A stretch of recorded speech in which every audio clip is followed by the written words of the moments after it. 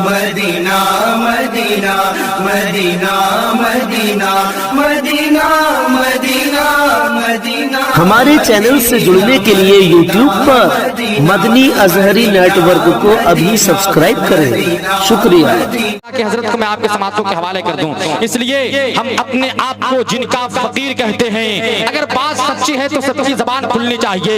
हम अपने आप को जिनका फकीर कहते हैं, जहान वाले उन्हें दस्तगीर कहते हैं। हम अपने आप को जिनका फकीर कहते हैं, जहान वाले उन्हें दस्तगीर कहते हैं, और जलने वाले हैं वो जल जल के मिटते जाते हैं। जो जलने वाले हैं जल जल के मिटते जाते हैं, जो कहने वाले हैं उन्हें पीराने पीर कहते हैं। जो जलने वाले हैं जल जल के मिटते जाते हैं, जो कहने वाले हैं उन्हें पीराने पीर कहते हैं। जो कहने वाले हैं उन्हें पीराने पीर कहते हैं। और गौस की निस्बत मिली और कादरी बनकर गया।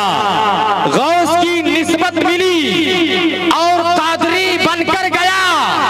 देख लीजिए किस अदा से जन्नती बनकर गया। बोलिए ना सुभान अल्लाह, सुभान अल्लाह। मुसीबतों से डरो ना, कभी ना आएगा ये सेहर, ये जादू टोना कभी ना आएगा। तुम अपने दरवाजे पे लिख देना गौसे पाक का नाम, मुझे यकीन है कोरोना कभी ना आएगा। मुझे यकीन है कोरोना कभी ना आएगा। पेश की मोहब्बत के साथ नबी के नाम पे एक हाथ गौसे पाक के नाम पे उठाएं और एक हाथ नबी के नाम पे मोहब्बत के साथ बोले या रसूल अल्लाह, या रसूल अल्लाह, या नबी अल्लाह। गौस की निस्बत मिली और कादरी बनकर गया। देख लीजिए किस अदा से जन्नती बनकर गया। शाहे जीलानी का दरबार तो ओ दरबार है, चोर आया चोरी करने तो वली बनकर गया। शाहे जीलानी का दरबार तो ओ दरबार है, शाहे जीलानी का दरबार तो ओ दरबार है, चोर आया चोरी करने तो वली बनकर गया। चोर आया चोरी करने तो वली बनकर गया। हजरात, बड़ी देर से आप तमामी हजरात नाते नबी समाज कर रहे थे और अपनी रूहानी दुनिया को बेदार कर रहे थे। अब आइए नाते नबी समाज करने के बाद एक बेहतरीन खिताबत की गमबाजी कर रही है, की गमबाजी कर रही है। आइए बरोज़े शब में एक ऐसा शम्मा फरोजा हो जिसमें दूध में नहाने वाली चांदनी शर्माने लगे। आइए वलवला अंगेज खिताबत समाप्त करने के लिए, बेहतरीन तकरीर समाप्त करने के लिए खतीब बाकमाल मुकर्रिर शुलाबार फसीहुल लिसान हम सबके मेहमान हजरत अल्लामा मौलाना मुस्तफिजुर रहमान साहब किबला बुलबुले पटरावना को मैं आपके समातों के हवाले करूं। आइए इनका वेलकम स्वागतम नारे तकबीरों की झनकार में करें। उठाइए अपने हाथों को नबी के झंडा बनाइए, इस्तकबाल कीजिए। नारे तकबीर। थोड़ा सा बेदारी पैदा करें कि बुलंद जिसका भी होगा शऊर बोलेगा, बुलंद जिसका भी होगा शऊर बोलेगा। जिसे है पीना शराबे तहूर बोलेगा। ज़बाने इश्क पर पाबंदियां नहीं लगती, नबी के नाम पर सुन्नी जरूर बोलेगा। नबी के नाम पर सुन्नी जरूर बोलेगा। आप सुन्नी हैं, टनाटन टीटीएस वाले हैं, तो गौसे पाक के नाम पे अपने हाथ उठाएं और मोहब्बत के साथ इस्तकबाल करें। नारे तकबीर, नारे तकबीर, नारे रिसालत, नारे रिसालत, मसलके आला हजरत, मसलके आला हजरत, नारे गौसियत, नारे गौसियत, नारे नारे रिसालत। अदब के साथ मैं हजरत को कुर्सी खिताबत करूं कि हाल अच्छा खुद ब खुद बीमार का हो जाएगा। हाल अच्छा खुद बीमार का हो जाएगा। आपके आने से घर दारू शिफा हो जाएगा। और आप ही की बज़्म है और आप ही का तस्करा, आप ही की बज़्म है और आप ही का तस्करा। आप आ जाए तो हम सबका भला हो जाएगा। आप आ जाए तो हम सबका भला हो जाएगा। अस्सलामु अलैकुम वरहमतुल्लाहि वबरकातुहू। अल्हम्दुलिल्लाह अल्हम्दुलिल्लाहिल्लज़ी लम यज़ल आलिमन क़दीरन हय्यन क़य्यूमन समीअन बसीरा वस्सलातु वस्सलामु अला रसूलिही अरसलहू इलन्नासि काफ़्फ़तन बशीरन व नज़ीरा व अला आलिही व अस्हाबिही कसीरन कसीरा अम्मा बअद फ़अऊज़ु बिल्लाहि मिनश्शैतानिर रजीम बिस्मिल्लाहिर रहमानिर रहीम। फ़क़द क़ालल्लाहु तबारक व तआला फ़िल क़ुरानिल मजीद वल फ़ुरक़ानिल हमीद क़ुल हातू बुरहानकुम इन कुन्तुम सादिक़ीन सदक़ल्लाहुल अलीयुल अज़ीम व सदक़ रसूलुहुन नबियुल करीम व नहनु अला ज़ालिका लमिनश शाहिदीन वल्हम्दुलिल्लाहि रब्बिल आलमीन।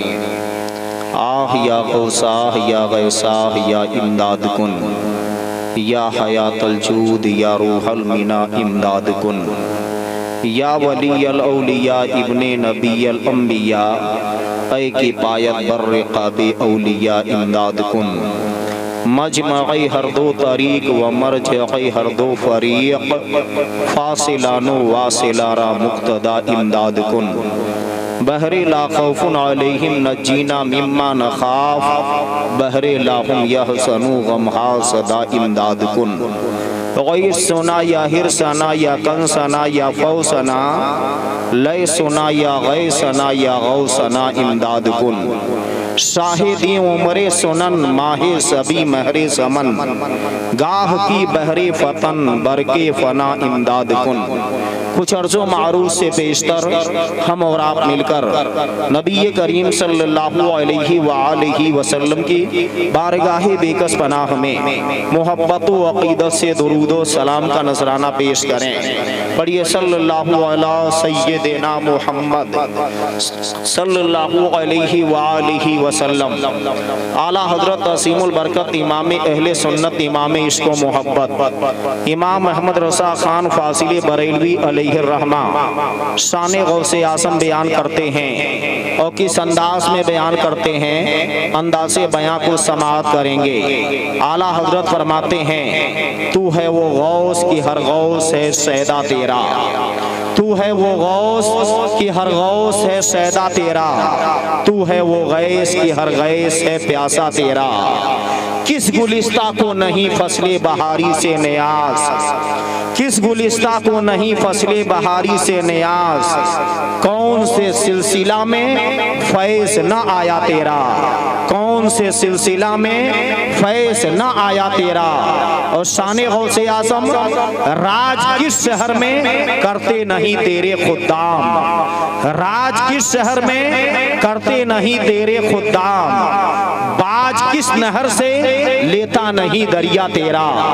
मसरए चिश्तो बुखारा व इराक़ो अजमेर, मसरए चिश्तो बुखारा व इराक़ो अजमेर, कौन सी किस्त पे बरसा नहीं झाला तेरा, कौन सी किस्त पे बरसा नहीं झाला तेरा। और शान गौसे आज़म ये है, आला हजरत फरमाते हैं जिसको ललकार दे आता हो तो उल्टा फिर जाए, ये गौसे आज़म की शान। जिसको ललकार दे आता हो तो उल्टा फिर जाए, जिसको चुमकार ले हिर फिर के वो तेरा तेरा, जिसको चुमकार ले हिर फिर के वो तेरा तेरा। ये तो आपने आला हजरत असीमुल बरकत का कलाम समाप्त किया। आला हजरत के भाई उस्ताद ज़मन मौलाना हसन फरमाते हैं, क्या फरमाते हैं, मुझे फेर में नफ्से काफिर ने डाला, मुझे फेर में नफ्से काफिर ने डाला, बता जाइए रास्ता गौसे आज़म, बता जाइए रास्ता गौसे आज़म, खिला दे जो मुरझाई कलियां दिलों की। मौलाना हसन कहते हैं खिला दे जो मुरझाई छाई गलियां दिलों की, चला कोई ऐसी हवा गौसे आजम, चला कोई ऐसी हवा गौसे आजम, मुझे बेगुमा दे गुमा गौसे आजम, मुझे बेगुमा दे गुमा गौसे आजम, न पाऊं फिर अपना पता गौसे आजम, न पाऊं फिर अपना पता गौसे आजम। और आगे बढ़कर के क्या कहते हैं, तो उस्ताद समन मौलाना हसन पूर्वी ज़बान में, हम लोगों की मादरी ज़बान में दो शेर पेश करते हैं और कहते हैं, अधर में पिया मोरी डोलत है नैया, अधर में पिया मोरी डोलत है नैया, कहूँ का से अपनी बथा गौसे आजम, विपत में कटी मोरी सगरी उमरिया, विपत में कटी मोरी सगरी उमरिया, करो मुँह पे अपनी दया गौसे आजम, करो मुँह पे अपनी दया गौसे आजम। और मक्ता में क्या कहते हैं, कहे किस से जाकर हसन अपने दिल की, कहे किस से जाकर हसन अपने दिल की, सुने कौन तेरे सेवा गौसे आजम, सुने कौन तेरे सेवा गौसे आजम। ये तो आपने आला हजरत के भाई मौलाना हसन का कलाम समाप्त किया। अब शहजादे आला हजरत ताजदारी अहले सुन्नत सरकार मुफ्ती आज़म हिंद अल्लामा मुस्तफा रज़ा खां नूरी अलैहि रहमा फरमाते हैं, किस अंदाज में बयान करते हैं, अंदाज़े बयां को आप समाप्त करेंगे तो आप फरमाते हैं, तेरा जलवा नूरे खुदा गौसे आज़म, तेरा जलवा नूरे खुदा गौसे आज़म, तेरा चेहरा ईमा फिजा गौसे आज़म, मुझे बेगुमा दे गुमा गौसे आज़म, मुझे बेगुमा दे गुमा गौसे आज़म, न पाऊं मैं अपना पता गौसे आज़म, न पाऊं मैं अपना पता गौसे आज़म। और आगे बढ़कर मुफ्ती आज़म कहते हैं, खुदी को मिटा दे खुदा से मिला दे, खुदी को मिटा दे खुदा से मिला दे, दे ऐसी फना व बका गौसे आज़म, दे ऐसी फना व बका गौसे आज़म। और आगे बढ़कर क्या कहते हैं, परेशान कर दे परेशानियों को, परेशान कर दे परेशानियों को, परेशान दिल है मेरा गौसे आज़म, परेशान दिल है मेरा गौसे आज़म। और एक शेर पेश करते हैं भोजपुरी ज़बान में और क्या कहते हैं, अरे मोरे सैया पढ़ू तोरे पैया, अरे मोरे सैया पढ़ू तोरे पैया, पकड़ मोरी बहिया पिया गौसे आज़म, पकड़ मोरी बहिया पिया गौसे आज़म। और मक्ता में मुफ्ती आज़म कहते हैं, झलक रूए अनवर की अपनी दिखाकर, झलक रूए अनवर की अपनी दिखाकर, तू नूरी को नूरी बना गौसे आज़म, तू नूरी को नूरी बना गौसे आज़म। मोहब्बत व अकीदत से दुरूद व सलाम पढ़े, फिर बात को आगे बढ़ाते हैं। अल्लाहुम्मा सल्ली अला सय्यिदना व सय्यिदना सल्लल्लाहु अलैहि सय्यदना मुहम्मद सल्लल्लाहु अलैहि व आलिहि वसल्लम। आवाज तो आवाज बैठ रही है तुम्हारी। हेलो, इसमें भी आवाज थोड़ी सी आवाज तेज सेटिंग अच्छा कीजिए भाई, देखिए आवाज कितना खींच रहा है। जो इको वगैरह होता है इसको बहुत कम कर दीजिए, आवाज टकरानी नहीं चाहिए, बिल्कुल साफ आवाज आनी चाहिए। आवाज बहुत खींच रहा है, सेटिंग कीजिए सही से। क्योंकि ये क्या है, जश्न गौसुल वरा। बात को गौर से संजीदगी से समझने की कोशिश करेंगे। जश्न गौसुल वरा में आप बैठे हैं, हुजूर गौसे आज़म रज़ी अल्लाह अन्हु 470 हिजरी 1 रमजानुल मुबारक बरोज जुमा मुल्के इराक शहर गीलान कस्बा नीफ में पैदा हुए। यानी जिस कस्बे में पैदा हुए उसका नाम नीफ बताया जाता है। और ये बात अच्छी तरह याद रहे तो हुजूर गौसे आज़म को गीलानी भी कहा जाता है, जीलानी भी कहा है। क्यों कहा जाता है वो मुझसे समाप्त करें। याद रहे मुसलमानों, गीलान में पैदा हुए गौसे आज़म।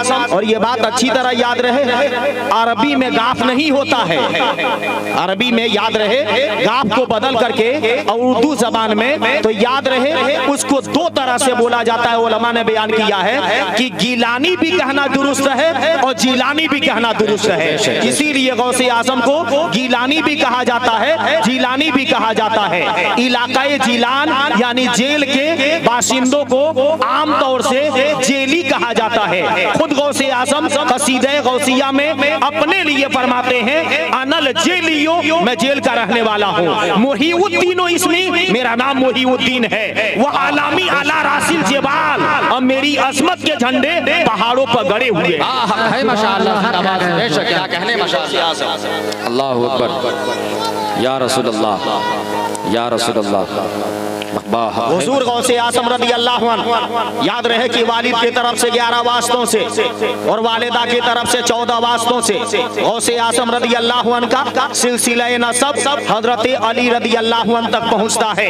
अब मैं बताऊं, याद रहे हुजूर गौसे आजम रज़ी अल्लाह अन्हु वालिद की तरफ से हसनी है और वालिदा की तरफ से हुसैनी है, यानी गौसे आजम माँ और बाप दोनों की जानिब से औलादे रसूल हैं। ये मकाम किसको मिला है? हुजूर गौसे आजम रज़ी अल्लाह अन्हु को मिला है। गौसे आजम रज़ी अल्लाह अन्हु के वालिदे गरामी का नाम क्या है? तो सैयद अबू साले मूसा जंगी दोस्त। आप कहेंगे इतना लंबा नाम, तो मैं बता रहा हूँ, लक़ब जंगी दोस्त है, नाम मूसा है, कुन्नियत अबू साले है, तो पूरा नाम क्या हुआ? सैयद अबू साले मूसा जंगी दोस्त। गौसे आजम की वालिदा का नाम क्या है? तो उम्मुल खैर फातिमा। गौसे आजम रज़ी अल्लाह अन्हु की फूफी जान का नाम क्या है? सैयदा आयशा।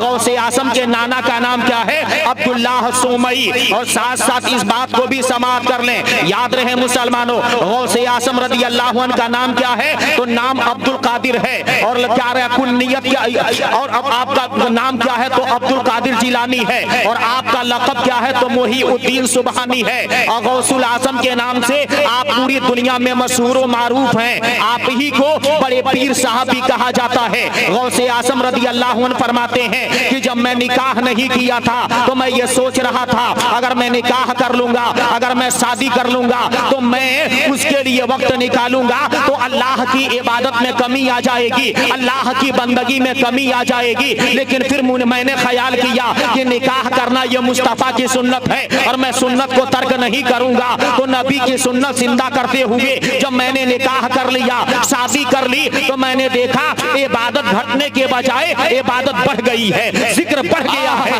ऐज़ार बढ़ गया है। तो मैंने क्या किया? फिर मैंने दूसरा निकाह कर लिया। फिर गौसे आजम कहते हैं और इबादत में इजाफा हुआ, तो फिर मैंने तीसरा निकाह कर लिया। फिर और इबादत में इजाफा हुआ, तो फिर मैंने चौथा निकाह कर लिया।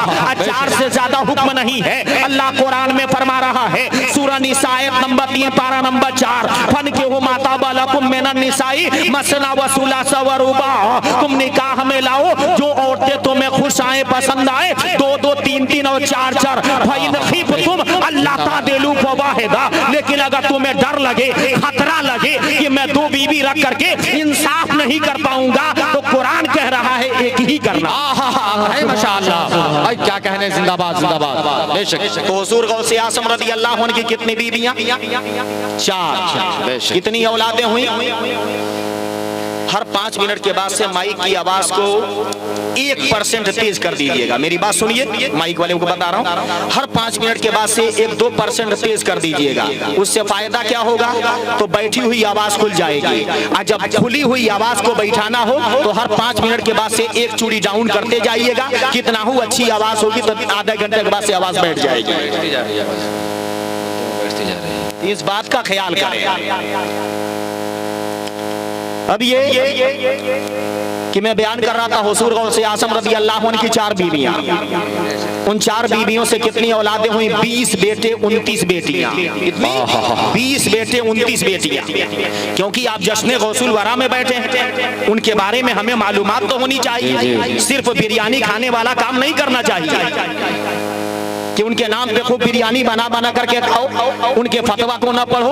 गौसे आजम का फतवा क्या है कि जो अपने आप को मुसलमान कहता हो और उसके बाद भी नमाज न पढ़ता हो, अगर वो मर जाए तो उसकी नमाज जनाजा न पढ़ना और न मुसलमानों के कब्रिस्तान में दफन करना। जब हुजूर गौसे आजम से कहा गया बड़ा सख्त फतवा है, तो गौसे आजम कहते हैं जब बेनमाजी को कब्रिस्तान में दफन करोगे तो उसकी आजाद की वजह से अगल बगल वालों को तकलीफ होने लगेगी। इसीलिए मैंने फतवा दिया कि जो मुसलमान अपने आप को कहता हो और नमाज ना पढ़ता हो, ना उसकी नमाज जनाजा पढ़ी जाए और ना मुसलमानों के कब्रिस्तान में दफन किया जाए।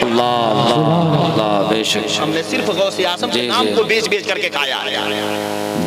हमने इस बात पे गौर नहीं किया है कि गौसे आजम का फतवा क्या है, उनका अमल क्या था, उनका अखलाक क्या था, उनका किरदार क्या था। जानना चाहते हैं। हुजूर गौसे आजम रज़ी अल्लाह अन्हु हैं, खाने काबा पहुंच गए हैं, गिलाफे काबा को अपने चेहरे में लिपटे हुए हुए हैं और सारों सार हुजूर गौसे आजम रो रहे हैं। हजरत शेख सादी का बयान है कि मैं उस बंदे के करीब गया तो क्या आवाज सुन रहा हूँ, रोने वाला कहता है ऐ रब्बुल आलमीन, अगर तेरी बारगाह में मेरे अमल कबूल नहीं हुए तो ऐ खुदा तू कल कयामत के दिन मुझे अंधा करके उठाना, नाबीना करके उठाना, ताकि नेक बंदो तेरे नेक बंदों के सामने मुझे शर्मसार ना होना पड़े, शर्मिंदगी ना उठानी पड़े। जारो सार रो रहा था आने वाला और बार बार यही कह रहा था ऐ खुदा अगर मेरे अमल तेरी बारगाह में कबूल नहीं तो कल कयामत के दिन मुझे नाबीना अंधा बना करके उठाना। हजरत शेख सादी कहते हैं इस तरह सारो सार रो रहा था कि मुझे रहम आ गया और मैं उसके लिए दुआ करने लगा कि ऐ खुदा इसकी दुआ को कबूल कर ले। और उसके बाद से शेख सादी कहते हैं मैंने देखा वो अपना रोना बंद नहीं किया, सारो सार रो रहा था, रब की बारगाह में इल्तिजा कर रहा था। शेख सादी का बयान है कि मैंने पूछा ऐ शख्स तेरा नाम क्या है और तू कहां से आया है, तो उसने जवाब दिया मैं इराक का रहने वाला हूँ, मेरा नाम अब्दुल कादिर जिलानी है। इतना सुन करके शेख सादी सारो सार रोने लगे कि जब गौसे आजम इतना रो रहे हैं तो हमें और आपको कितना रोना चाहिए। जिंदाबाद बेशक। हमने बुजुर्गों का नाम बेच बेच करके बिरयानी फातिया बस यही समझ लिया है। ये अकीदत है, अच्छी बात है, इस बात से इनकार नहीं। ये अकीदत है, अच्छी बात, मगर कम से कम जिन बुजुर्गों के नाम पर ये किया करते हैं ये भी जानने की कोशिश करें उनका फतवा क्या था, उनका अखलाक क्या था, उनका किरदार क्या था, उनका रहन सहन क्या था। हम अपनी जिंदगी को भी उन्हीं के मुताबिक बनाएं ताकि अल्लाह रब्बुल इज्जत उनके सदक़े में हमें भी कामयाब बना दे। बेशक बेशक माशाअल्लाह सुभान अल्लाह। अब ये कि हुजूर गौसे आज़म रज़ी अल्लाह अन्हु के पैदा होने के मैं सिमनन पेश कर रहा हूँ गरीब नवाज के बारे में। असल बहस क्या है हुजूर गौसे आज़म पर। हुजूर ख्वाजा हुजूर गौसे आज़म रज़ी अल्लाह अन्हु के पैदा होने के 60 साल के बाद, कितने साल के बाद, 60 साल के बाद मुल्के ईरान से सिस्तान सजजी में हुजूर ख्वाजा गरीब नवाज अलैहि रहमा पैदा हुए।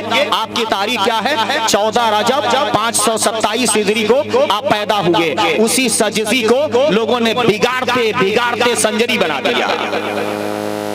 आप जहाँ पैदा हुए उस जगह का नाम सजसी, उसको लोग बिगाड़ते बिगाड़ते क्या बना दिए, संजरी बना दिए। इसकी इस्लाह किया है फकीह मिल्लत मुफ्ती जलालुद्दीन अहमद अमजदी ने बुजुर्गों के अकीदे, इसकी इस्लाह किया है कि वो संजरी नहीं है, सजसी है जहाँ हुजूर गरीब नवाज अलैहि रहमा पैदा हुए। और ये भी बात अच्छी तरह से याद रहे कि हुजूर ख्वाजा गरीब नवाज अलैहि रहमा का विसाल कहाँ हुआ, तो गरीब नवाज अलैहि रहमा का विसाल हुआ मुसलमानों इसी हिंदुस्तान की सरजमीन पर। पैदाइश की तारीख 14 रजब है और विसाल की तारीख क्या है, 6 रजब 633 हिजरी या 627 हिजरी। मुल्के हिंदुस्तान सूबा राजस्थान शहर अजमेर शरीफ में हुजूर ख्वाजा गरीब नवाज अलैहि रहमा का विसाल हुआ और वहीं पर आपको दफन किया गया। हुजूर गरीब नवाज अलैहि रहमा के वालिद का नाम हजरत गियासुद्दीन हुसैनी और वालिदा का नाम माहिनूर हसनी।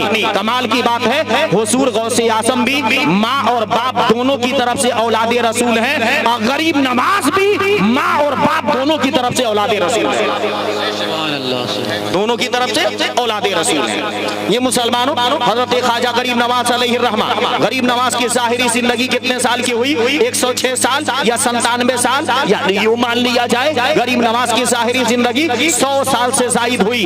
गौसे आज़म की ज़ाहिरी जिंदगी 91 साल की हुई। हम और आप लोग क्या करते हैं, थ्योरी लगाते हैं, कहते हैं जो अल्लाह के नेक बंदे होते वो दुनिया में ज्यादा दिन नहीं रहा करते, मगर गरीब नवाज को खुदा 100 साल रखा, गौसे आज़म को 91 साल रखा। पता ये चला ये सब बातें बेकार हैं। मुसलमानों जिंदगी रब के इख्तियार में है, वो जितना चाहता है अता कर देता है और जितना दिन चाहता है बंदा दुनिया में रहता है। अब मैं बताना चाहूंगा हुजूर ख्वाजा गरीब नवाज अलैहि रहमा 9 साल की उम्र में हाफिज कुरान हो चुके हैं और 14 साल की उम्र में मुकम्मल आलिम हो चुके हैं। 5 रिवायतों में बयान किया जाता है कि आप 20 साल तक इल्म हासिल किए। हजरत ख्वाजा गरीब नवाज की उम्र 15 साल की हुई और आपके वालिदे गरामी हजरत ख्वाजा गियासुद्दीन हुसैनी अलैहि रहमा का इंतकाल हो गया। तरका में यानी हिस्से में गरीब नवाज को एक बाग मिला और पंचक की। हजरत ख्वाजा गरीब नवाज उसी बाग की सिंचाई कर रहे थे जब तक कि उसी बाग में हजरत इब्राहिम मजसूब आ गए। जब इब्राहिम मजसूब आए तो गरीब नवाज बचपन से बड़ा अखलाकमंद थे, वो दौड़े हुए गए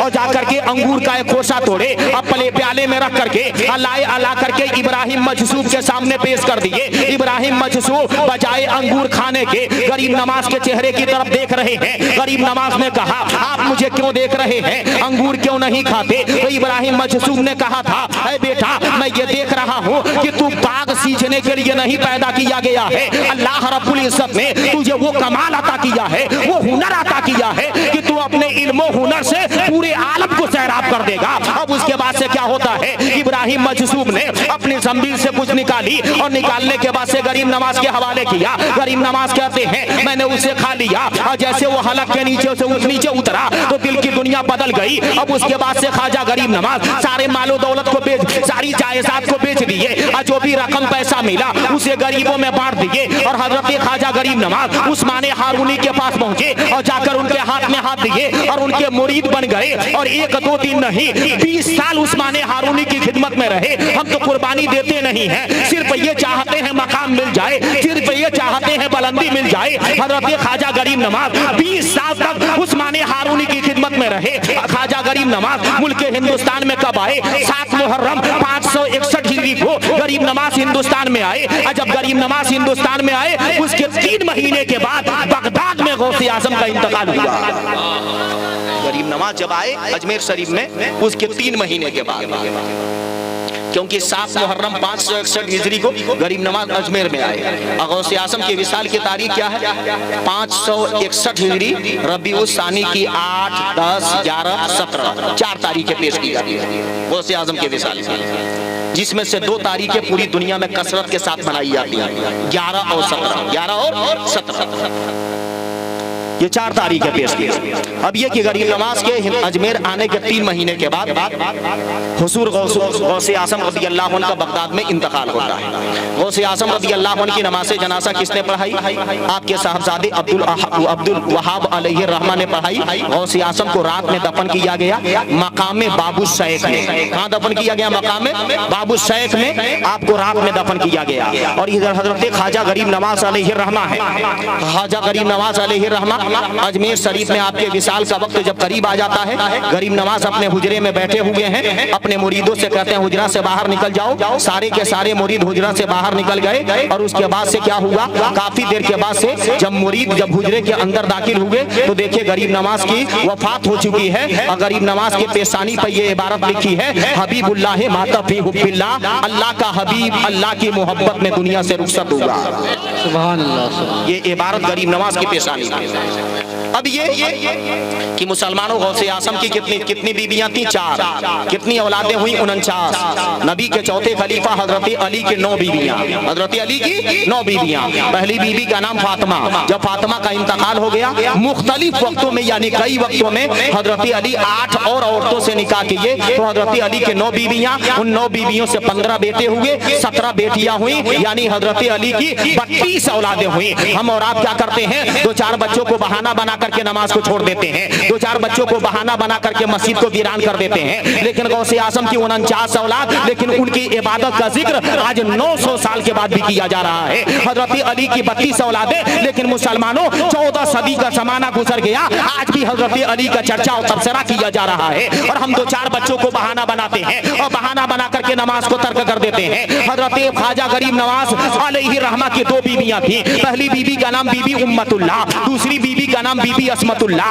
आजकल अगर किसी के वहां लड़का पैदा हो या लड़की पैदा हो और ऐसा नाम बताया जाए तो नहीं ऐसा नाम नहीं, बड़ा मीठा नाम रखो, मुन्ना टुन्ना चुन्नी पुन्ना ये सब नाम रखते हैं आजकल। और कहते हैं कि हमारे बच्चे का नाम 60 काट में रखना चाहिए। 5 लोग तो आते हैं तो कहते हैं कि ऐसा नाम बताइए कि वो नाम पूरे फाजिल नगर विधानसभा में किसी ने न रखा हो। तो याद रहे मुसलमानों, मेरे जैसा कोई आलिम हो वो तो यही जवाब देगा, ठीक है अपने बेटे का नाम इबलीस रख देना, फिरौन रख देना, कारून रख देना, सद्दाद रख देना, ये नाम जल्दी नहीं मिलेगा। अजीब मामला है मुसलमानों, नबी के वालिदे गरामी का भी नाम अब्दुल्ला और नबी के बेटे का भी नाम अब्दुल्ला। हजरत फातिमा की एक बहन का नाम जैनब और फातिमा की एक बेटी का भी नाम जैनब। फातिमा की दूसरी बहन का नाम उम्मे कुलसुम और फातिमा की दूसरी बेटी का नाम भी उम्मे कुलसुम। फातिमा की तीसरी बहन का नाम रुकैया और फातिमा की तीसरी लड़की का भी नाम रुकैया। कमाल की बात है, फातिमा के तीनों बहनों के जो नाम थे, फातिमा ने अपने तीनों लड़कियों के वही नाम रख दिए।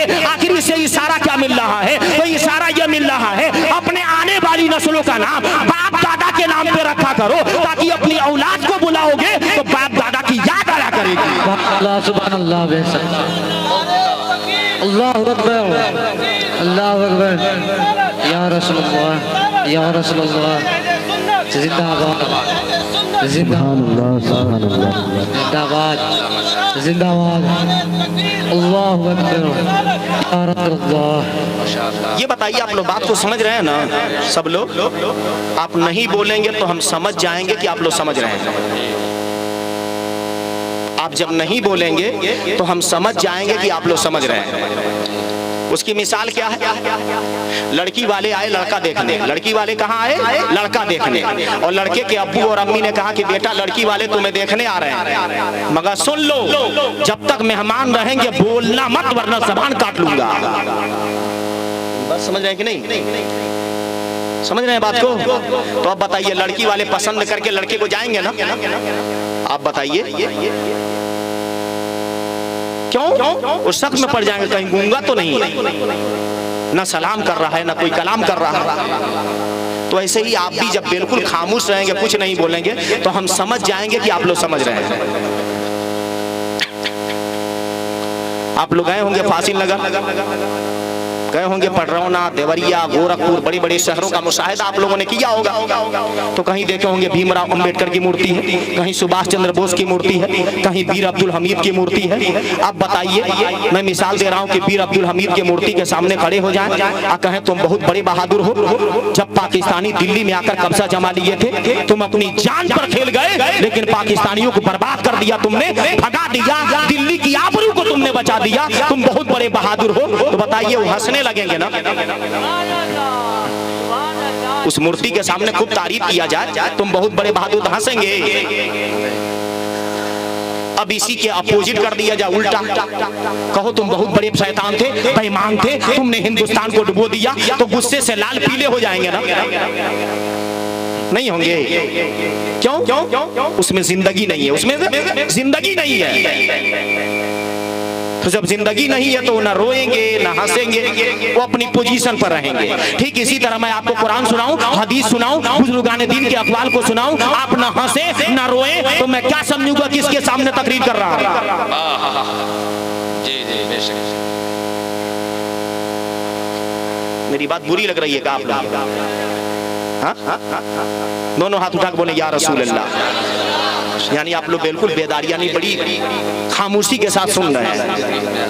बहरहाल ये कि मैं बात को आगे बढ़ा दे रहा हूं।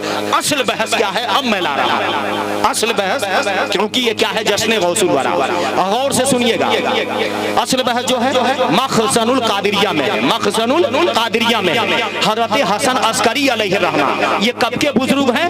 हुजूर गौसे आज़म के पैदा होने से तकरीबन 400 साल पहले के बुजुर्ग हैं। अभी गौसे आज़म को पैदा होने में 400 साल बाकी है। उस वक्त के बुजुर्ग कौन है? हज़रत हसन अस्करी अलैहिर्रहमा।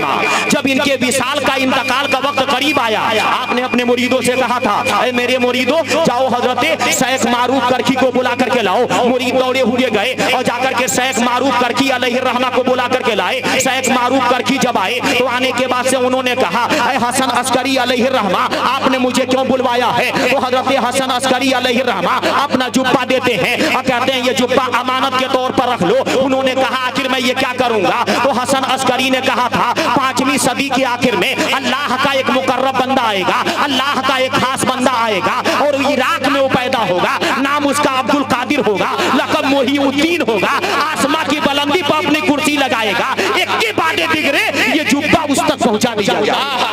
माशाअल्लाह, जिंदाबाद जिंदाबाद, बेशक अल्लाह अकबर, या रसूल अल्लाह, या रसूल अल्लाह। अब होता क्या है, ये मकाम गौसे आज़म का है। मैं बहुत गहराई में ले जाऊंगा, मगर शर्त यह है कि ऐसा नहीं कि मैं बार बार बोलने का नहीं, वो तो मैं बीच में इसलिए पेश कर दिया ताकि आप लोग गौर से सुन रहे हैं कि नहीं वाकई आप लोग सुन रहे हैं, मुझे लग गया आप लोग सुन रहे हैं। बहरहाल ये कि इत्मीनान से आप लोग सुनिए, मैं आप लोगों को गहराई में लेकर के जा रहा हूँ। उसके बाद से क्या होता है, मारूफ करखी को हसन अस्करी ने जुब्बा दिया था। क्या कहा था कि अब्दुल कादिर जिलानी को पहुंचा देना। आज जब हजरत मारूफ करखी अलैहिर्रहमा के इंतकाल का वक्त करीब आया, विसाल का वक्त करीब आया, तो हजरत शेख मारूफ करखी अलैहिर्रहमा ने अपने मुरीदों से, चाहने वालों से कहा था कि जाओ और जाकर हजरत जुनैद बगदादी को बुला कर लाओ। जब जुनैद बगदादी को बुला करके लाया गया तो मुसलमानों, मारूफ करखी अलैहिर्रहमा ने कहा था ये जुब्बा अपने पास अमानत के तौर पर रख लो। 5वीं सदी के आखिर में अल्लाह का एक मुकर्रब बंदा आएगा, उसका नाम अब्दुल कादिर होगा, लक़ब मुहीउद्दीन होगा, आसमां की बुलंदी पर अपनी कुर्सी लगाएगा, सारी दुनिया, पूरी दुनिया के औलिया उसकी ताज़ीम व तौक़ीर करते हुए नजर आएंगे। ये जुब्बा उस तक पहुंचा दिया जाए। हज़रत जुनैद बगदादी अलैहिर्रहमा वो जुब्बा ले लिए, एक के बाद दिगरे, करनन बादा करनिन, नस्लन बादा नस्लिन। वो जुब्बा हुजूर गौसे आज़म रज़ी अल्लाह अन्हु को 497 हिजरी में मिला। हसन अस्करी का जुब्बा मिला। उस वक्त गौसे आज़म की उम्र कितनी थी? 27 साल की थी जिस वक्त गौसे आज़म रज़ी अल्लाह अन्हु को जुब्बा दिया गया। और बहस को आगे बढ़ाते हैं, तफरीहुल खातिर में है, हज़रत हसन बसरी का आपने नाम सुना है। हज़रत हसन बसरी अलैहिर्रहमा फरमाते हैं गौसे आज़म के पैदा होने से पहले जितने भी वली पैदा हुए, जितने भी गौस पैदा हुए, जितने भी अब्दाल पैदा हुए, सबने ये खबर दी कि गौसे आज़म आएंगे।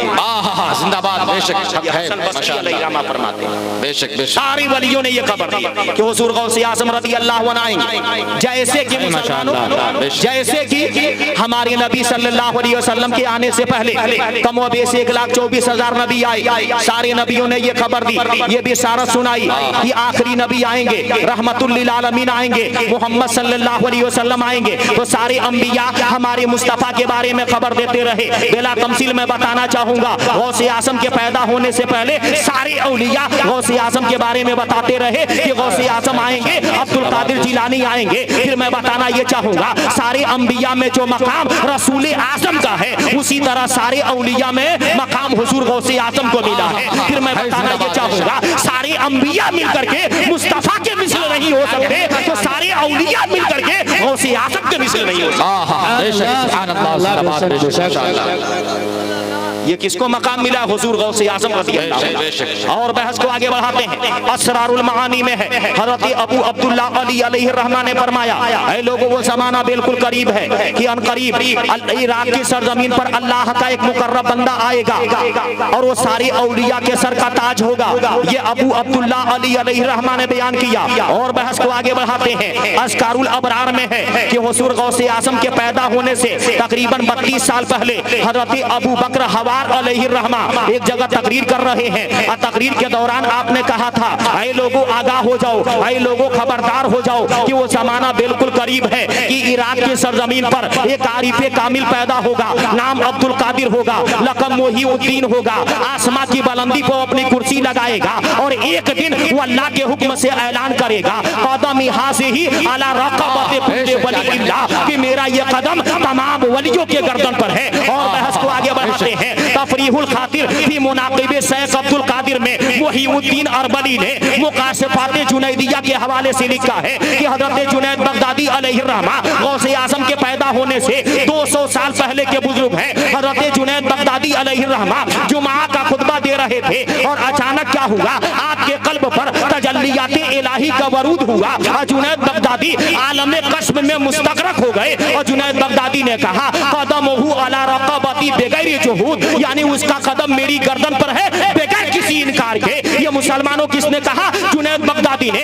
कहने के बाद जुनैद बगदादी सीढ़ी से एक सीढ़ी नीचे उतर आए। बाद में मुरीदों ने कहा था नमाज से फारिग होने के बाद, जुनैद बगदादी अलैहिर्रहमा आखिर वो अल्लाह का कौन मुकर्रब बंदा है, अल्लाह का वो कौन सा खास बंदा है जो आपकी गर्दन पे अपने कदम को रखेगा? तो जुनैद बगदादी अलैहिर्रहमा फरमाते हैं, ऐ मेरे मुरीदों, ऐ मेरे चाहने वालों, मुझे गैब से मालूम हुआ है कि 200 साल के बाद से अल्लाह का एक मुकर्रब बंदा आएगा। वो सूरा अलैहिस्सलाम की औलादों में से होगा, उसका नाम अब्दुल कादिर होगा, लक़ब मुहीउद्दीन होगा, आसमां की बुलंदी पर अपनी कुर्सी लगाएगा और वो एक दिन हुक्म इलाही से ऐलान करेगा। बहजतुल असरार सफ़ा नंबर 15, कदम यहाँ से ही अला रक़बत कुल्ले वलील्लाह, कि मेरा ये कदम तमाम वलियों के गर्दन पे है। अब्दुल्ला तमीमी का बयान है कि मैंने अपनी आंखों से देखा कि वो जमाना आ गया कि हुजूर गौसे आज़म इराक के जामा मस्जिद के मेंबर पर खड़े हैं, खड़े होकर के ऐलान करते हैं कि ऐ लोगों, मेरा यह कदम तमाम वलियों के गर्दन पर है। जब आजम ने ऐलान किया था तो गौसे आजम की मजलिस में 2000 वली बैठे हुए थे। उसी में से हजरत शेख अली बिन हेती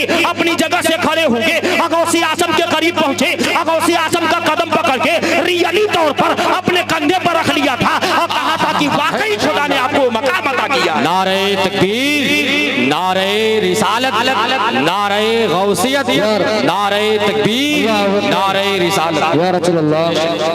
याद रहे मुसलमानों, अब ये कि हुजूर गौसे आजम रज़ी अल्लाह अन्हु ने यह ऐलान किया कि मेरा ये कदम तमाम वलियों के गर्दन पर है। जितने भी वली औलिया अल्लाह आपकी मजलिस में बैठे थे सबके सब अपने अपने सर को खम कर दिए, झुका दिए। रवायत में आता है कि पूरी दुनिया में जितने वली थे सारे वलियों ने गौसे आजम की आवाज को समाअत किया। जो वली जहां था वहीं पर अपने सर को झुका दिया था। अब सवाल ये पैदा होता है कि गौसे आजम और गरीब नवाज का जब एक ही जमाना है तो उस वक्त गरीब नवाज कहाँ थे, सुल्तानुल हिंद कहाँ थे, हिंदुस्तान के राजा कहाँ थे, हिंदुस्तान पर हुकूमत करने वाले कहाँ थे। तो याद रहे रवायत में बयान किया जाता है कि गजनी के पहाड़ में इबादत कर रहे थे और दूसरी जगह रवायत ये है कि खुरासान के पहाड़ों में इबादत कर रहे थे। और जैसे गौसे आजम का ऐलान गरीब नवाज के कानों से आकर के टकराई तो गरीब नवाज ने क्या किया, अपनी पेशानी को झुका दिया और इतना झुकाया कि पेशानी जमीन को छूने लगी। और गरीब नवाज ने जवाब दिया था लाबल आला आईनी वरासी, नहीं नहीं ऐ अब्दुल कादिर, आपका कदम मेरी गर्दन पर नहीं है बल्कि मेरी आंखों पर है, मेरे सर पर।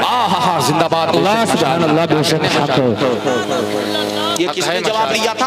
हजरत ख्वाजा गरीब नवाज ने। अब बताइए गौसे आजम के लिए गरीब नवाज अपनी आंखों को बिछा रहे हैं। तो मैं ये कहना चाहूंगा आज बहस किया जाए गौसे आजम पर।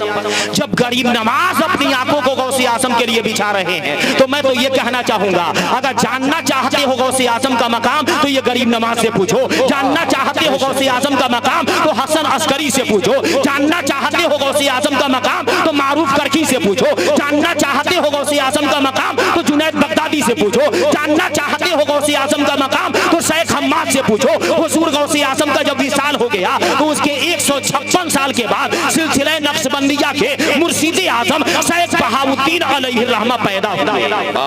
156 साल के बाद पैदा हुआ शेख बहाउद्दीन नक्शबंद अलैहि रहमा। वो पैदा हुआ, उनके मुरीदों ने कहा था कि हुजूर गौसे आजम बहुत पहले ऐलान कर चुके हैं कि मेरा ये कदम तमाम वलियों की गर्दन पे है, इसके बारे में आप क्या कहते हैं? तो शेख बहाउद्दीन अलैहि रहमा क्या जवाब देते हैं? ऐ मेरे मुरीदों, मैंने गौसे आजम के लिए अपनी आंखों को बिछा दिया है। क्या जवाब देते हैं? मैंने गौसे आजम के लिए अपनी आंखों को बिछा दिया है। कमाल की बात है मुसलमानों, सारे औलिया के गर्दन पर किसका कदम है? गौसे आजम का। बात को समझिएगा। तो औलिया के गर्दन को गौसे आजम के लिए क्या बनाया गया? मेंबर पकड़े होते हैं ना, तो गौसे आजम के कदम को सारे औलिया के लिए क्या गर्दन को क्या बना दिया गया? मेंबर। आला हजरत अजीमुल बरकत फरमाते हैं जिनकी मेंबर बनी गर्दने औलिया, जिनकी मेंबर बनी गर्दने औलिया, उस कदम की करामत में लाखों सलाम। गौसे आजम इमाम मुत्तुका वन्नुका, गौसे आजम इमाम मुत्तुका वन्नुका, जलवाए शान कुदरत पे लाखों सलाम। आला हजरत अजीमुल बरकत दूसरे मकाम पर फरमाते हैं वाह क्या मर्तबा है गौस है बाला तेरा, ऊंचे ऊंचों के सरों से कदम आला तेरा, सर भला कोई क्या जाने ये है कैसा तेरा, औलिया मलते हैं आंखें वो है तलवा तेरा। तो याद रहे मुसलमानों, गौसे आजम से जो पहले आए, जो गौसे आजम के जमाने में रहे और जो कयामत तक पैदा होंगे, सबके सब गौसे आजम का अदब किए। आला हजरत असीमुल बरकत फरमाते हैं जो वली कब्ल थे या बाद हुए या होंगे, जो वली कब्ल थे या बाद हुए या होंगे, सब अदब रखते हैं दिल में मेरे आका तेरा, सब अदब रखते हैं दिल में मेरे आका तेरा। जब आला हजरत के भाई उस्तादे ज़मान मौलाना हसन से पूछा गया आप क्या कहते हैं गौसे आजम के कदम के बारे में, तो मौलाना हसन जवाब देते हैं वहां सर झुकाते हैं सब ऊंचे ऊंचे, कहते हैं वहां सर झुकाते हैं सब ऊंचे ऊंचे, जहां है तेरा नक्शा गौसे आजम, जहां है तेरा नक्शा गौसे आजम। और जब शहजादे आला हजरत ताजदारी अहले सुन्नत सरकार मुफ्ती आजम से पूछा गया आप क्या कहते हैं गौसे आजम के कदम के बारे में, तो मुसलमानों मुफ्ती आजम जवाब देते हैं कि मेरी क्या बिसात है कि मैं जवाब दूं, लेकिन गरीब नवाज ने आंखों को बिछा दिया, किसी ने अपने सर को बिछा दिया, किसी ने अपने दिल को बिछा दिया। तो मुफ्ती आजम कहते हैं ये दिल ये जिगर है, ये आंखें ये सर है, ये दिल ये जिगर है, ये आंखें ये सर है, जहां चाहो रखो कदम गौसे आजम, जहाँ चाहो रखो कदम गौसे आजम। फिर मुफ्ती आजम कहते हैं कदम क्यों लिया औलिया ने सरों पर, कदम क्यों लिया औलिया ने सरों पर, तुम ही जानो इसके हिकम गौसे आजम। सुभान अल्लाह, जिंदाबाद माशाअल्लाह। बहुत इसको मिला है हुजूर गौसे आजम। सुभान अल्लाह। और ये बात अच्छी तरह से याद रखें, इज्जत और जिल्लत ये किसी के बाप के घर की जागीर नहीं है। जब अल्लाह इज्जत देने पर आता है, बात को समझिएगा, जब अल्लाह इज्जत देने पर आता है तो इमाम हुसैन को खंजर के नीचे रखकर इज्जत वाला बना देता है। क्या कहने, माशाअल्लाह, जिंदाबाद। जब अल्लाह जलील करने पर आता है तो यजीद को बादशाही देकर के जलील कर देता है। किसी के बाप के घर की जागीर नहीं है इज्जत और जिल्लत। बेशक बेशक। और याद रहे मुसलमान, ये भी बात अच्छी तरह से याद रहे, हुजूर अलैहिस्सलाम फरमाते हैं हसद बंदे को खा जाया करती है, हसद बंदे को खा जाया करती है, हसद बंदे को बर्बाद कर दिया करती है, हसद बंदे को जलील कर दिया करती है। और तुम अगर किसी के मकाम पर हसद कर रहे हो तो उसके मकाम पर नहीं हसद कर रहे हो, बल्कि अल्लाह की अता पे हसद कर रहे हो, क्योंकि अल्लाह ही ने वो मकाम अता किया है। तो गोया तुम अल्लाह की अता पे हसद कर रहे हो, और हसद करने वाला आज नहीं तो कल जरूर जलील होगा। जी जी जी, बेशक। दुरूद शरीफ पढ़े, बात को आगे बढ़ाते हैं। अल्लाहु रब्बु मुहम्मद सल्लल्लाहु अलैहि वसल्लम नहनु इबादतु सल्लल्लाहु अलैहि वसल्लम सलातु व सलाम अलैका या रसूलल्लाह सल्लल्लाहु अलैहि वसल्लम। ये जो कुछ मैं किताबों से पेश कर रहा हूँ, कलाइदुल जवाहिर से, तफरीहुल खातिर से, मखज़नुल कादिरिया वगैरह से, हो सकता है कोई इसमें से कह दे मैं इन किताबों को नहीं मानता, मैं कुरान हदीस को मानता। तो याद रहे, आप लोग घबराइएगा मत, जाइएगा नहीं, कुरान से साबित करके उससे भी मनवा के दम लूंगा, हक है, कुरान से साबित करूंगा औलिया अल्लाह की करामत। अब ये कि हुजूर गौसे आज़म रदी अल्लाह अन्हु कलाइदुल जवाहिर में है, गौसे आज़म रदी अल्लाह अन्हु वाज फरमा रहे थे, तकरीर कर रहे थे, जैसे आप लोग सुन रहे हैं और उलमाए कराम आकर के बयान कर रहे हैं, ऐसे ही गौसे आज़म तकरीर कर रहे थे। आपकी महफिल में काफी कसीर तादाद में लोग थे। अचानक गौसे आज़म तकरीर को रोक दिए और हवा में परवास करने लगे, हवा में उड़ने लगे। लोग देखने लगे कि हुजूर गौसे आज़म हवा में परवास कर रहे हैं। जहां तक लोगों की निगाहें काम की, गौसे आज़म को देखे और उसके बाद से गौसे आज़म ओझल हो गए। फिर कुछ देर के बाद से गौसे आज़म हवा में परवास करते हुए आ रहे हैं और आकर के फिर जहां से तकरीर को रोके थे वहीं से फिर आगे बढ़ा दे रहे हैं। जब तकरीर से फारिग हो गए, बाद में मुरीदों ने पूछा था, बाद में चाहने वालों ने पूछा था, बाद में मोहब्बत करने वालों ने पूछा था, हुजूर गौसे आज़म आप तकरीर करते करते अचानक तकरीर को रोक दिए और हवा में परवास करते हुए कहाँ गए थे, इसमें राज क्या है, भेद क्या है? तो हुजूर गौसे आज़म रज़ी अल्लाह अन्हु फरमाते हैं मैं तकरीर कर रहा था, जब तक कि मेरी नजर पड़ी हजरत खिज़र अलैहिस्सलाम हवा में परवास करते हुए जा रहे हैं, तो मुझे ये ख्याल आया कि जाने वाला इसराइली है और मैं मोहम्मदी हूँ। तो मैंने कहा लगा परवास कितना लगाता है, फिर मैं भी परवास लगा दिया और जाकर के खिज़र अलैहिस्सलाम को पकड़ लिया। और पकड़ने के बाद कहा मैं तकरीर कर रहा हूँ, चलो मेरी तकरीर सुन लेना, उसके बाद जहाँ जाना है वहाँ जाना। तो मैं खिज़र अलैहिस्सलाम को पकड़ के लाया अपने दरबार में और मेरी तकरीर सुन लिए और उसके बाद जहाँ जा रहे थे वहाँ को रवाना हो गए। तो मुसलमानों, ये मकाम किसको मिला है? गौसे आज़म को। अब मैं कहना चाहूंगा, गौसे आज़म पर बहस कर रहे हो तो गौसे आज़म के बारे में पूछना है कि ये तो वाकई खिज़र ही बताएगा। जी जिंदाबाद, बेशक बेशक, माशाअल्लाह। बात को समझ कि नहीं? आला हजरत असीमुल बरकत कहते हैं शुक्र के जोश में जो है, शुक्र यानी नशे में, शुक्र यानी नशे में, आला हजरत कहते हैं शुक्र के जोश में जो है वो तुझे क्या जाने, खिज़र के होश से पूछे कोई रुतबा तेरा, खिज़र के होश से पूछे कोई रुतबा तेरा। ये मकाम किसको मिला है? हुजूर गौसे आज़म को मिला है। जिंदाबाद, माशाअल्लाह। और बहस को आगे बढ़ाते हैं, कलाइदुल जवाहिर में है, हुजूर गौसे आज़म रज़ी अल्लाह अन्हु फरमाते हैं मेरे मुरीदीन पर मैं अपने मुरीदीन पर इसी तरह साया किए हूँ जिस तरह से आसमान जमीन पर साया है, माशाअल्लाह। हुजूर गौसे आज़म रज़ी अल्लाह अन्हु क्या फरमाते हैं? तो गौसे आज़म रज़ी अल्लाह अन्हु फरमाते हैं खुदा की कसम जिसके दिल में मेरी मोहब्बत है, मैं उस वक्त तक कयामत के दिन अपने कदम को पीछे नहीं हटाऊंगा जब तक कि अपने चाहने वालों को लेकर जन्नत में न चला। हक है, जिंदाबाद जिंदाबाद। ये मकाम किसको मिला है? हुजूर गौसे आज़म रज़ी अल्लाह अन्हु को मिला है। गौसे आज़म खुलासतुल मफाकिर में है, गौसे आज़म रज़ी अल्लाह अन्हु फरमाते हैं मुझसे मोहब्बत करने वाला, मेरी ताज़ीम करने वाला, मुझसे उल्फत रखने वाला, तुम्हें घबराने की जरूरत नहीं है।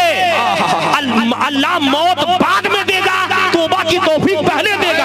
जब भी तू मरेगा तो बेईमान नहीं मरेगा, मेरी मोहब्बत के मदीना पर अल्लाह तुम्हें ईमान की मौत नसीब। सुभान अल्लाह, सुभान अल्लाह, सुभान अल्लाह, बेशक बेशक, माशाअल्लाह, अल्लाहु अकबर, या रसूल अल्लाह, या रसूल अल्लाह, जिंदाबाद जिंदाबाद जिंदाबाद जिंदाबाद, अल्लाहु अकबर, या रसूल अल्लाह। ये की बात को आप लोग समझ रहे हैं ना? मैं सिर्फ जानने के लिए दोनों हाथ उठा के बोले या रसूल अल्लाह, या रसूल अल्लाह, माशाअल्लाह। अब ये बहजतुल असरार सफा नंबर 99 पर है।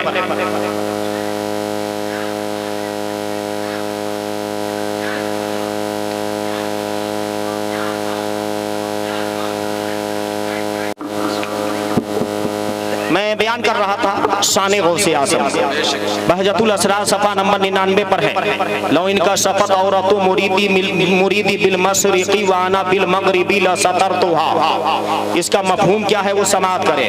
हुजूर गौसे आज़म रज़ी अल्लाह अन्हु फरमाते हैं, अगर मैं दुनिया के एक सिरे पर रहूं, मेरा चाहने वाला दुनिया के दूसरे सिरे पर हो और पहाड़ की बुलंदी से गिर रहा हो, गौसे आज़म फरमाते हैं सच्चे दिल से मुझे याद करे, वो जमीन पर बाद में पहुंचेगा, मेरा हाथ पहले पहुंच जाएगा। मुसलमानों का मकाम किसको दिया गया है? हुजूर गौसे आज़म रज़ी अल्लाह अन्हु को। इसीलिए तो आला हजरत फरमाते हैं बहजत उस सर की है जो बहजतुल असरार में है, बहजत उस सर की है जो बहजतुल असरार में है। कि फलकवार मुरीदों पे है साया तेरा, कि फलकवार मुरीदों पे है साया तेरा। ये मकाम अल्लाह रब्बुल इज्जत ने हुजूर गौसे आज़म को अता फरमाया है, माशाअल्लाह, सुभान अल्लाह। तो गौसे आज़म रज़ी अल्लाह अन्हु कभी मुर्दे को जिंदा किए, कभी हवा में परवास करके दिखाए। आप फरमाते हैं कि मैं दुनिया के एक सिरे पर हूँ, मेरा चाहने वाला दुनिया के दूसरे के सिरे पर हो, सच्चे दिल से याद करे, मैं उसे अपने दामन में रोक लूंगा। मुसलमान अब यहाँ पर कोई हैरत करे, करामत है, ये गौसे आज़म की करामत है। अब मैं करामत को साबित कर दे रहा हूँ कुरान पाक से, करामत को कुरान पाक से साबित कर रहा हूँ, जिसको बगौर आप समाअत करेंगे। याद रहे कुरान पाक में एक सूरा है जिसका नाम है सूरा नमल, 19वें सिपारे में है। बड़ी तफसील के साथ उसमें सुलेमान अलैहिस्सलाम और बिल्किस का जिक्र किया गया है। सुलेमान अलैहिस्सलाम अपने वक्त के नबी भी, बादशाह भी, जिन्नात आपके कब्जे में थे, आप परिंदों की बोलियां जानते थे। हजरत सुलेमान अलैहिस्सलाम अपना दरबार कहाँ लगवाए? तो मुल्क शाम में अपना दरबार सुलेमान अलैहिस्सलाम लगवाए। दरबार कैसा लगा था? तो आपके दाई जानिब 5000 सोने की कुर्सियां, बाई जानिब 5000 सोने की कुर्सियां। और हजरत सुलेमान अलैहिस्सलाम के दरबार में इंसान भी थे, जिन्नात भी थे, परिंदे भी थे, और ये सब के सब आपके दरबार में बैठे हुए थे। और बिल्किस का तख्त कहाँ था? तो बिल्किस का तख्त मुल्क यमन में था। सुलेमान अलैहिस्सलाम का दरबार कहाँ लगा था? मुल्क शाम में। और बिल्किस का तख्त कहाँ था? तो मुल्क यमन में था। और तख्त की लंबाई चौड़ाई क्या थी? तो लंबाई 80 गज, चौड़ाई 40 गज, ऊंचाई 30 गज, और 7 कमरों के अंदर, 7 घर के अंदर बंद किया गया था। 7 दरवाजे उसमें बड़े बड़े लगाए गए थे। हर दरवाजे पर लाखों सिपाही पहरेदार खड़े थे, और बिल्किस उसी तख्त पे बैठ करके हुक्म सुनाया करती थी। और वाक की पूजा अब ये कि सुलेमान अलैहिस्सलाम मुल्क शाम में, बिल्किस का तख्त कहाँ है? मुल्क यमन में। आपने सुन लिया कितना लंबा चौड़ा है। हजारों आदमी कंधा लगाए तो कहीं जाके उठा सके, और वहां से महीनों दिन चले तब जाकर के मुल्क यमन से मुल्क शाम को पहुंचे। और हजरत सुलेमान अलैहिस्सलाम अपना दरबार कहाँ लगवाए थे? मुल्क शाम में। तख्त कहाँ है? मुल्क यमन में। कितनी हिफाजत में है आपने समाअत कर लिया। अब मैं बताऊं, सुलेमान अलैहिस्सलाम अपने दरबार में ऐलान कर रहे हैं। आपके दरबार में जिन्नात भी थे, इंसान भी थे, और आपने क्या ऐलान किया? तो अल्लाह कुरान में फरमा रहा है, सूरा नमल आयत नंबर 38 पारा नंबर 19, क़ाल या अय्युहल मलऊ अय्युकुम यातीनी बिअरसिहा क़ब्ल अन यातूनी मुस्लिमीन। हजरत सुलेमान अलैहिस्सलाम ने फरमाया, ऐ मेरे दरबारियों, तुम में से वो कौन बहादुर है जो मुल्क शाम से मुल्क यमन जाए और बिल्किस का तख्त उठा लाए, बिल्किस को यहाँ पहुंचने से पहले। आपने ये कहा, दरबार में ऐलान किया, तो कौन तैयार हुआ? बिल्किस का तख्त लाने के लिए तैयार कौन हुआ? तो कुरान में है, सूरा नमल आयत नंबर 39 पारा नंबर 19, क़ाल इफ़रीतुम मिनल जिन्न, एक बहुत बड़ा खबीस जिन बोला, अना आतीका, कि मैं बिल्किस का तख्त उठा लाऊंगा, क़ब्ल अन तक़ूम मिन मक़ामिक, आपका दरबार खत्म होने से पहले। सुलेमान अलैहिस्सलाम का दरबार सुबह में लगता था और दोपहर में खत्म हो जाता था। बहुत बड़ा जिन क्या बोला कि मैं 2-4 घंटे में बिल्किस के तख्त को मुल्क यमन से उठा लाऊंगा, चाहे कितना हूं हिफाजत में है, कितना हूँ सिपाही लगे हैं, कोई बहस नहीं है। आपका दरबार बाद में खत्म होगा, बिल्किस का तख्त मैं पहले उठा लाऊंगा। सुभान अल्लाह, सुभान अल्लाह। बहुत बड़ा एक खबीस जिन बोला। सुलेमान अलैहिस्सलाम, अहले सुन्नत का अकीदा क्या है कि जो नबी होते हैं वो अल्लाह की अता से गैब का इल्म रखते हैं। हज़रत सुलेमान अलैहिस्सलाम अपनी निगाह नबूवत से देख रहे थे, इससे जल्दी लाने वाला बंदा मौजूद है मेरे दरबार में, इससे जल्दी लाने वाला मेरे दरबार में बंदा मौजूद है। आपने कहा नहीं, मैं इससे भी जल्दी मंगवाना चाहता हूँ। अब कौन खड़ा हुआ? पहले तो कौन खड़ा हुआ था? बहुत बड़ा खबीस जिन खड़ा हुआ था। अब कौन खड़ा हुआ? तो सुलेमान अलैहिस्सलाम के उम्मत का वली खड़ा हुआ, करामत दिखाने। बात को समझिए, जो करामत का इनकार करते, अब बताइए कुरान को इनकार करेंगे क्या? क्या मामला पेश आया, गौर से समाप्त करें। उसका नाम क्या बताया जाता है? आसिफ इब्ने बरखिया।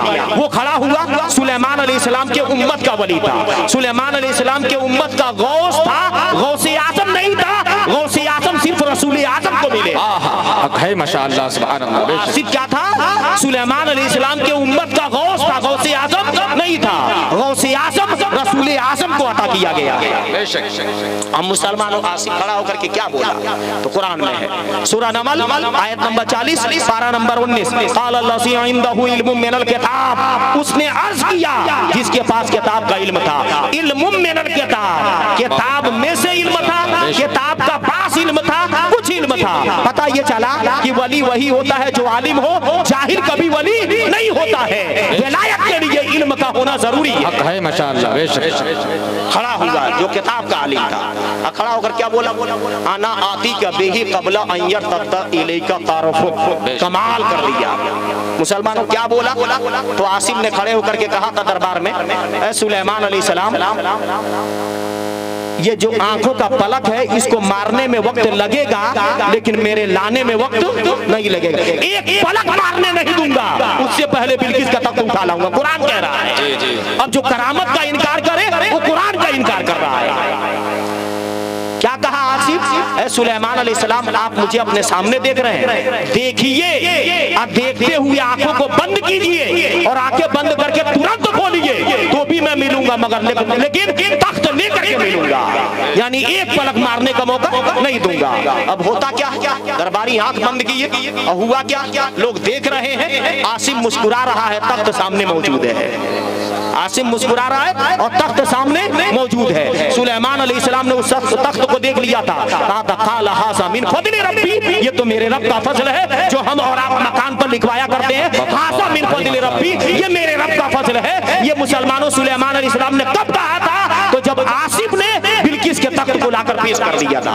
जिंदाबाद माशाअल्लाह। अब बताइए, करामत कुरान से साबित हुआ कि नहीं हुआ? अब कोई करामत का इनकार करे तो मुसलमानों, वो कुरान का इनकार किया कि नहीं किया? तो यकीनन वो कुरान का इनकार किया। अब कुरान का इनकार करने वाला सब कुछ हो सकता है, मर्द मोमिन नहीं हो सकता, ईमान वाला नहीं हो सकता। तो मैं बता रहा हूँ कि जब अल्लाह ताला ने हजरत सुलेमान अलैहिस्सलाम के उम्मत के वली आसिफ को इतना इख्तियार दिया है, तो मुसलमानों रसूल आजम के उम्मत के गौसुल आजम को खुदा ने कितना इख्तियार दिया होगा, इसी से अंदाजा लगाया जा सकता है। इसीलिए मुसलमानों, गौसे आजम कदम कदम पर करामत दिखाए हैं। सुबह में करामत, दोपहर में करामत, शाम को करामत, रात में करामत। मुसलमानों, जगह जगह गौसे आजम क्या किए हैं? तो करामत को पेश किए हैं। और सिर्फ गौसे आजम नहीं, गौसे आजम के सबके में मुसलमानों मुस्तफा की उम्मत में औलिया अल्लाह कसरत के साथ करामत पेश की। जिंदाबाद माशाअल्लाह, सुभान अल्लाह। बेशक इसी हिंदुस्तान की सरजमीन पे एक बुजुर्ग हैं जिनको दुनिया शाह अबू अली कलंदर के नाम से याद करती है, जिनका मज़ार मुकद्दस कहाँ है? पानीपत में। पूरी तफसील से तो वाक़या नहीं पेश करूंगा, ज़िम्नन पेश कर दे रहा हूँ। पानीपत में शाह अबू अली कलंदर का मज़ार मुकद्दस है। शाह अबू अली कलंदर पहाड़ी एरिया में बैठे हुए थे, जब तक कि एक गुजर की औरत दही ले लेती है और लेकर के बेचने के लिए चली जाती है। तो देखा शाह अबू अली कलंदर ने कि कोई औरत खातून आ रही है, दही बेच रही है, ऐलान कर रही है दही बेच रही है। तो आपने फरमाया कि इधर चली आ। वो गुजर की औरत आपके करीब पहुंची तो हजरत शाह अबू अली कलंदर ने कहा, बताइए कि पूरे मटका की कीमत क्या है? तो औरत हैरान हो गई, ये फकीर कहाँ से इसकी कीमत देगा? फटा पुराना लिबास है, पोसीदा लिबास है, ये कहाँ से दही की कीमत देगा? तो उसने इनकार करने के लिए कहा था एक सोने की असरफी, एक सोने की असरफी। शाह अबू अली कलंदर ने अपने हाथ को रान पे मारा, तुरंत सोने की असरफी हाजिर हो गई। आपने उसे दे दिया और कहा ये दही रख दे यहीं पर। वो औरत रख करके चली गई। फिर दूसरे दिन लेके आई, तीसरे दिन लेकर के आई, रोजाना लेकर के दही आती थी और शाह अबू अली कलंदर की बारगाह में पेश कर देती थी और रोजाना सोने का सिक्का लेकर के चली जाती थी। एक दिन उसका शौहर बोला, आज तू सोने की असरफी लेकर के ना आना, सोने का सिक्का लेकर के ना आना, हमारे घर कोई औलाद नहीं है, जाकर के कहना अरे बुजुर्ग आप मुझे बेटा दे दीजिए। बात को समझिएगा। अब वो औरत पहुंचती है शाह अबू अली कलंदर अलैहिर्रहमा की खिदमत में और जाकर कहती है आज मुझे असरफी नहीं चाहिए, मुझे औलाद दे दीजिए, मैं बाज हूँ, मेरे वहां कोई औलाद नहीं। तो शाह अबू अली कलंदर ने कहा था मैं अकेले तुम्हें बेटा नहीं दूंगा, तुम्हारे पूरे इलाके में जितनी भी बाज औरतें हैं सबको बुला लाओ। ये बोली जितनी भी बाज औरतें हैं उनको बुला लाओ। अब उसके बाद से क्या होता है मुसलमानों, 5 औरतें शाह अबू अली कलंदर की बारगाह में हाजिर हुई जिनके वहां औलाद नहीं होती थी। और शाह अबू अली कलंदर उस दिन पान खा रहे थे, पान का सारा उगाल रख दिए और क्या बोले इसी में से उठा उठा करके थोड़ा थोड़ा खा लो, इंशाअल्लाह सबके वहां बेटा पैदा होगा। उसमें से 4 औरतें आपका उगाल उठा करके खा ली, मगर एक औरत आपके उगाल को अपने उंगली में पकड़ ली और ले जाकर के पहाड़ी में फेंक दी, खाई नहीं। मगर मुसलमानों जब वक्त आ जाता है 4 के वहां बेटे पैदा हुए और चारों औरतें क्या की अपने अपने बेटे को लेकर के शाह अबू अली कलंदर की बारगाह में मुबारकबाद पेश करने के लिए आई। हज़रत शाह अबू अली कलंदर ने कहा था आखिर वो एक औरत कहाँ है? तो उन चारों औरतों ने कहा था आपके उगाल से वो नफरत की थी और खाई नहीं थी, इसीलिए उसके वहां बेटा नहीं पैदा हुआ। तो शाह अबू अली कलंदर ने कहा जाओ उस औरत को जरूर बुला करके लाओ। याद रहे मुसलमानों, वली के इख्तियार को समाप्त करें। अब ये चारों औरतें गई और उस औरत को बुला करके लेके आई, तो चूंकि वो तो गलती कर ही दी थी, अब रोती हुई आई और आकर के आपके कदमों पर गिर गई और क्या बोली ऐ शाह अबू अली कलंदर आप मेरी गलती को माफ कर दीजिए, मैं आपके उगाल को अपने उंगली में पकड़ ली थी लेकिन ले जाकर के पहाड़ी में फेंक दी, मैं खाई नहीं थी। शाह अबू अली कलंदर जज्बात में आते हैं और आप कहते हैं तुझे ये मालूम है कि कहाँ उंगाल फेंकी थी? जा वहीं पर तेरा बेटा रो रहा है। और मुसलमानों वो औरत दौड़ने लगी और दौड़ते दौड़ते उस पहाड़ी में गई तो क्या देख रही है, एक बच्चा चिल्ला चिल्ला करके रो रहा है। दौड़ी हुई गई और जाकर अपने बच्चे उस बच्चे को गोद में उठा ली और ला करके हजरत की बारगाह में पेश कर दी। तो मुसलमानों ये मकाम किसको खुदा ने अता किया है? तो मुस्तफा के उम्मत के औलिया को अता किया। क्या कहें। तो मुसलमानों करामत कुरान और हदीस से साबित है, करामत कुरान और हदीस से साबित है। अब ये आपने मुसलमानों दिल्ली के सरजमीन पर हजरत ख्वाजा बाकी बिल्ला का मज़ार है जो मुजद्दिद अल्फसानी के शेख है, जो मुजद्दिद अल्फसानी के शेख है।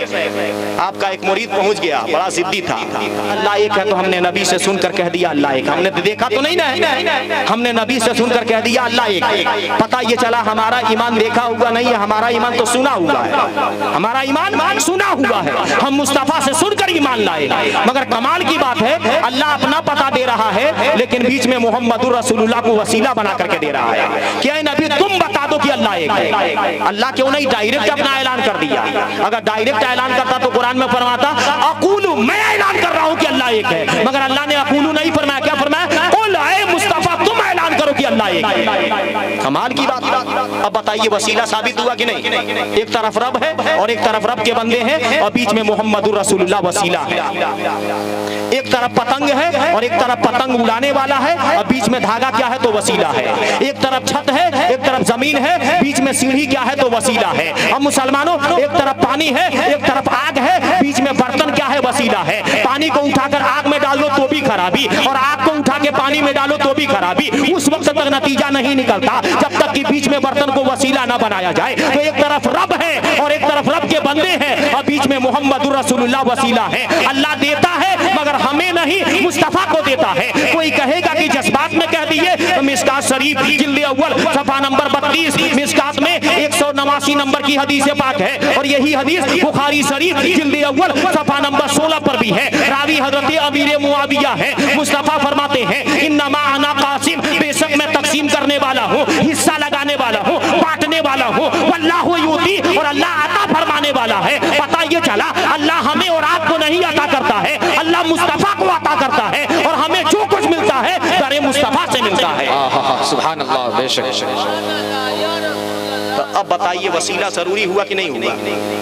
जो वसीले का इनकार करे, बताइए कुरान का इनकार किया कि नहीं किया? करामत का इनकार करने वाला कुरान का इनकार किया कि नहीं किया? और कमाल की बात अल्लाह कुरान में फरमा रहा है, सूरह बकरा आयत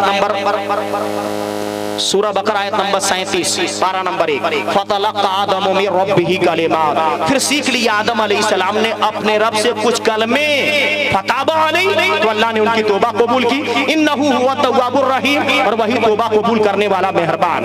बात को समझिए, कुरान में अल्लाह फरमा रहा है फतलक्का आदम मिन रब्बिही कलिमात, फिर सीख लिया आदम अलैहिस्सलाम अपने रब से कुछ कलमे, कुछ जुमले, कुछ अल्फाज, कुछ शब्द। और सवाल ये पैदा होता, आदम अलैहिस्सलाम वो कौन सा जुमला सीख लिए, वो कौन से कलमा सीख लिए जिस बिना पर अल्लाह ने आपकी दुआ को कबूल कर लिया?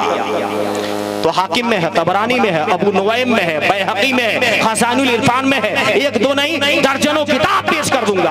मुसलमानों, हजरत आदम अलैहिस्सलाम जन्नत से जमीन पर आने के बाद से 3 सदी यानी 300 साल तक हया शर्म से आसमान की तरफ सर न उठाया। दुनिया का पहला इंसान, पूरी इंसानियत के बाप अब्बुल बशर हजरत आदम अलैहिस्सलाम जमीन पर आने के बाद इतना रोए कि अगर सारे लोगों के आंसू इकट्ठा किए जाएं, इकट्ठा किए जाएं, तो आदम अलैहिस्सलाम के आंसुओं का मुकाबला नहीं कर सकते। हजरत अली रदियल्लाहु अन्हु से मरफूअन रिवायत है कि जब हजरत आदम अलैहिस्सलाम पर इताब हुआ तो आदम अलैहिस्सलाम फिक्रे तौबा में हैरान हुए। उसी परेशानी के आलम में आदम अलैहिस्सलाम को याद आया कि मैंने वक्ते पैदाइश देखा था कि अर्श पर लिखा है ला इलाहा इल्लल्लाह मुहम्मदुर रसूलुल्लाह। आदम अलैहिस्सलाम कहते हैं कि मैंने जान लिया कि अल्लाह ने अपने नाम के साथ मुहम्मदुर रसूलुल्लाह लिखा है। तो जो मकाम रसूल आजम का खुदा की बारगाह में है वो मकाम ना किसी को मिला है और ना किसी को मिलेगा। अब आदम अलैहिस्सलाम रब की बारगाह में दुआ किए, किस अंदाज में दुआ किए, तो उसका जिक्र कुरान में है। सूरह आराफ आयत नंबर 23 पारा नंबर 8,